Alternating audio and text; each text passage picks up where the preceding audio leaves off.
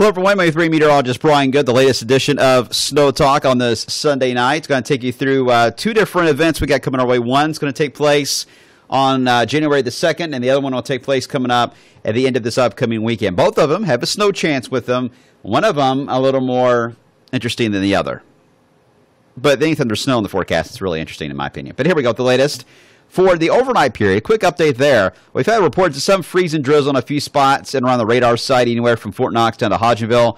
I will say, though, how the atmosphere is getting colder and colder, so it's going to be more snow flurry action, and that will continue to break out, especially in southern Indiana, northern Kentucky, for the next few hours. A few flakes flying around, no accumulation. Looking at our snow cover, 31.2% of the lower 48 has snow on the ground. That's actually lower than this time last year, to say, because we actually had a snow event that stretched right through the Ohio Valley last year at the end of December. So that pushed our snow cover across the lower 48 more than 60%. So not as snowy as last year, but still nice to see a snowpack in the northern plains. That is key down the road. And here comes our system as we into Thursday. This is the latest NAM, just updated a few moments ago.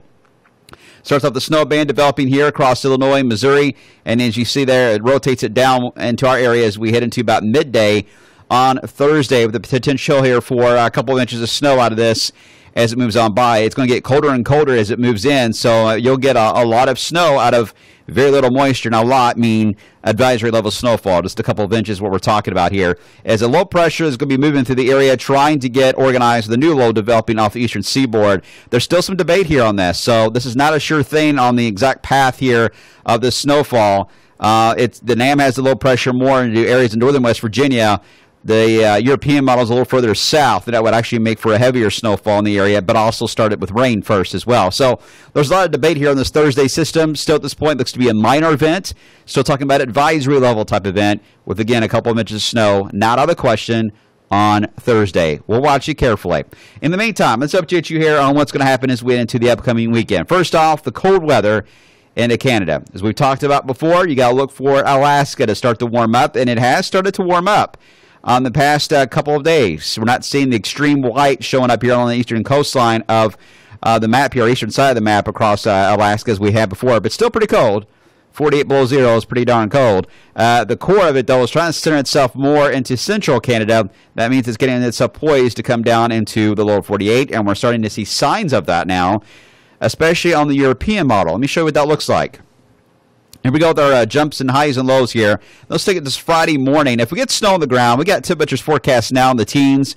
Friday morning, I don't know if this map says 20s, but it's actually be closer to teens. But if we have snow on the ground, if we get a couple inches of snow on Thursday, we'll be in the single digits in a few spots Friday morning. Now, as we head into the weekend, we'll try to warm things up here as we head into Saturday into Sunday. But notice the cold air that is starting to move down out of Canada into the plain states. And watch what happens as we into early next week. Oh, boy, this will be brutal. Temperatures at night, 5 to 8 below zero in the Ohio Valley. This is brutally cold Arctic air. Now, what is important about this is not factoring snow cover. And I mentioned snow cover because there is a chance for a very strong Arctic front to kick things up for the area. And that Arctic front could give us some snowfall. In fact, as it passes through here, the GFS is going a little wild with the idea of snowfall with that Arctic front on Sunday. Did you see those numbers? I hope you were paying attention. That's not our forecast. That's just one model, the GFS, which is not doing great right now.